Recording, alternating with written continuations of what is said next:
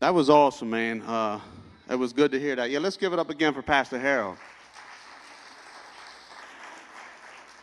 So if I start moving around too much, y'all got to wave because I have a tendency to walk out of the camera view. But that was confirmation because I had a little something to say, and guess what it was on? It was on John 13 as well, where Jesus washed his disciples' feet. So I guess it's a word that we need to hear. And that's confirmation that he said he's not a drug addict and hasn't been in trouble. I was a drug addict, and I have been in trouble. And by the grace of God, by the grace of God, I'm here in front of you guys. And God has given us a similar word. So that means something to me. My name is James Vendetti. I'm a man in long-term recovery. I don't like to say, this is just for me. So what I say works for me. And I don't like to identify as an addict anymore. I like to call myself a man in recovery because I'm not an addict anymore. I'm a man in recovery. That's how I look at it because I'm made new in Christ. And I just wanted, the theme tonight, it's so rich. There's so much stuff I could say about serving. But I kind of wanted to kind of start in addiction. I'm going to jump kind of quick because Zach insisted I only had 10 minutes. So that's all I get, brother. It's all right. Real quick, let's give it up for the Journey for letting us be here and the people volunteering in the back. That's right. And I started thinking about how when I first came into recovery, they talked about serving. And I knew how to serve, but I didn't know how to serve anybody but myself. In active addiction, I was really good at serving myself. I was only doing it if it was benefiting me. I tried to be a good dad. I tried to be a good, fiance, boyfriend, and all that. But at the end of the night, I was only worried about James. And that didn't get me very far. I'm not going to dive too much into that. And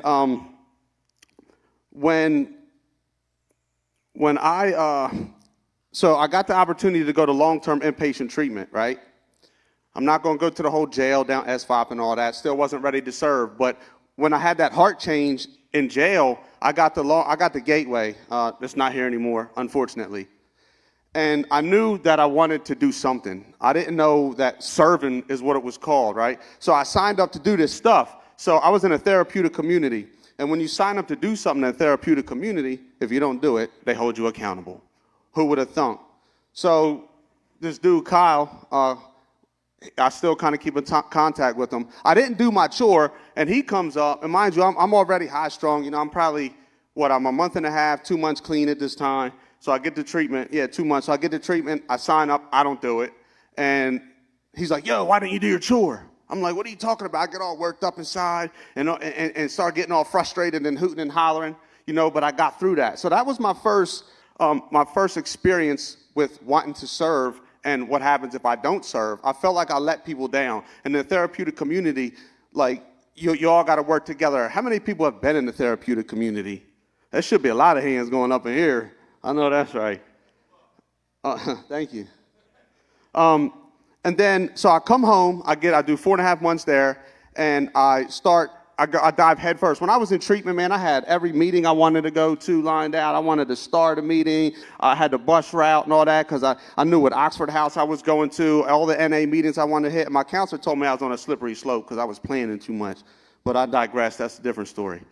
So I get out and I do that. And my home group, if anybody's familiar with it, was the Zoo, man, Westman, Tuesday nights, the How group. Honestly, open-mindedness and wellness. That was my home group, and I had picked up a coffee commitment because my sponsor at the time said, James, you should get involved. So that's what I did. I picked up a coffee commitment, but I remembered what happened in treatment when I didn't follow through. So I was having a horrible day. I was so mad, so upset. I didn't want nothing to do with no people, no meetings, no recovery. I didn't want to hear no cliches. Like I was just ready to break something. And I didn't want to go to the meeting. But I had just signed up for the coffee commitment, and this meeting was one of the biggest meetings at the time. And like, people, they look forward to their coffee there.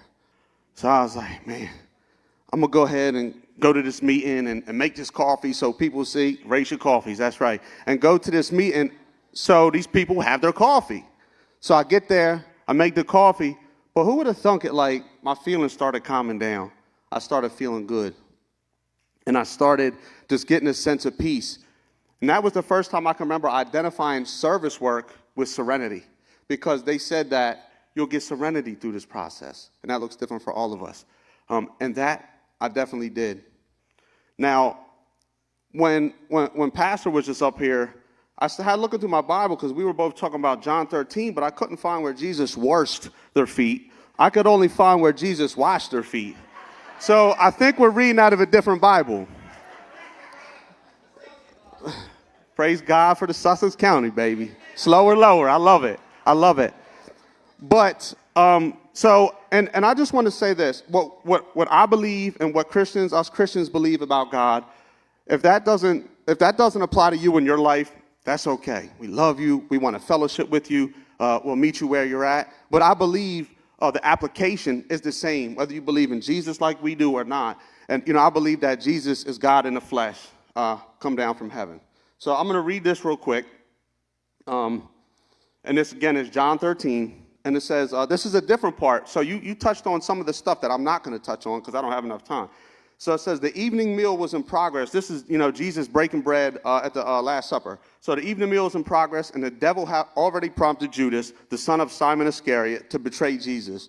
Jesus knew that the Father had put all things under his power and that he had come from God and was returning to God. So he got up from the meal, took off his outer clothing, and wrapped a towel around his waist. After that, he poured water into a basin and began to wash his disciples' feet, drying them with a towel that was wrapped around him.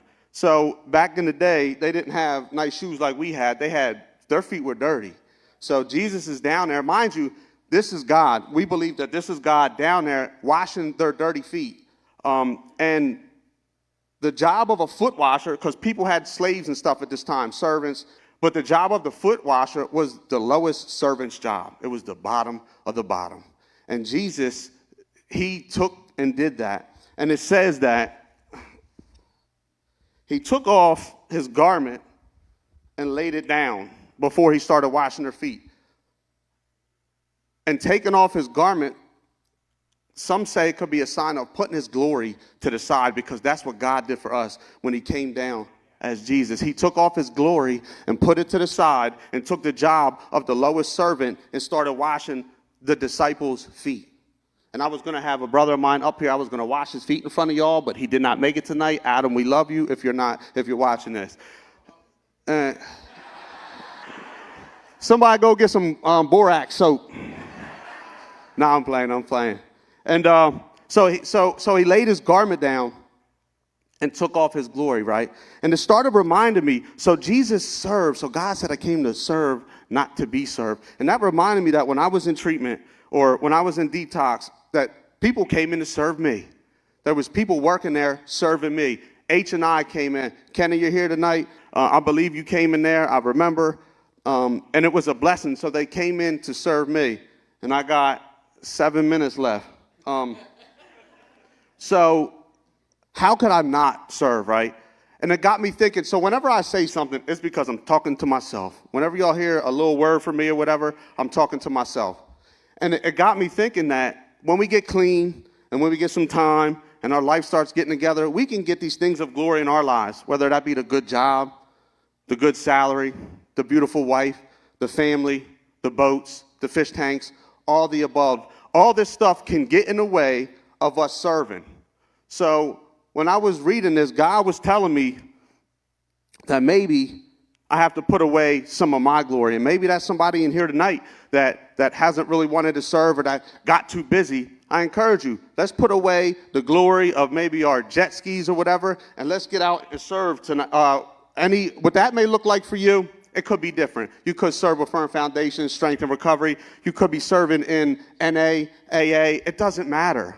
In a church, pick a church. It doesn't matter. But I encourage you to serve, because life can get busy and we can get all this glory in front of us and forget about the real purpose, and that's to serve the next person that's still sick and suffering.